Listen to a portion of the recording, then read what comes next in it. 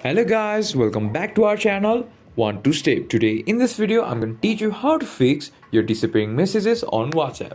So if your messages have been disappearing from your WhatsApp, then your disappearing messages should be on WhatsApp.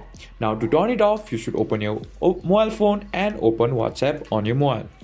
Now after opening your WhatsApp, click on these three dots on your top right corner and click on settings.